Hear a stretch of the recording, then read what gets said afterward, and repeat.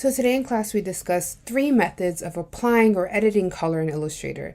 And the reason why there's so many, it's really going to depend on what you need. So I want us to practice all 3. Each section is labeled with the type of coloring you should be doing and basically the technique you're using. So for part 1, we're going to use the color panel. Now we know that every panel is always under window. So in this case, we're going to hit color and it'll pop up this way. First thing to do is always to have your shape activated. Make sure you're on your fill. Your stroke is here, your fill is here. And then you can type these numbers to match the color exactly. You can also pull up your color panel by simply double clicking on the little swatch located next to your fill. And that same panel will pop up. Now some people ask, is there a difference between this little palette or the swatches? It's just the type of color you're putting, right? Swatches are pre-made. This little palette of area here is just you choosing. You can either use your eyedropper down here and click around, or in this case, we're going to match numbers. So we're going to type in or slide these values. And when you see the letters CMYK, that is a mixture of ink that creates all the colors we use. So you're going to do that for each one of these vectors I've provided here on the right.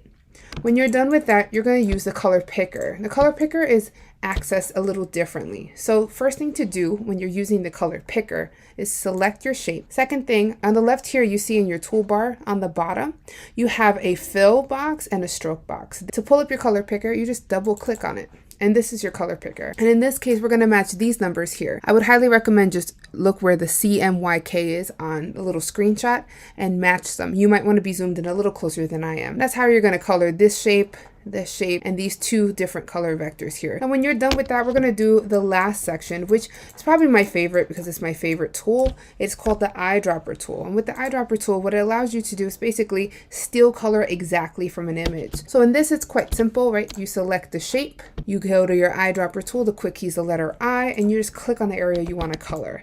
I did give you hints in the past that the best way to do this type of technique is to activate your selection tool with the letter V as in violin on your keyboard. If you hold shift, you can select multiple things at once, which makes coloring very easy. You're going to see that when you try to select things in this scene, you have to select the stroke, not the inside, because the inside is clear, so you can't select something that's clear. To activate your eyedropper tool, I, and then click, and just keep swapping between the letter V and the letter I, and it'll make coloring really quick and easy. So the last part here is a little bit of your choice in your color schemes. So I've given you this very pretty spring scene, and I'd like you to use one of these options to color in the entire image using the eyedropper tool.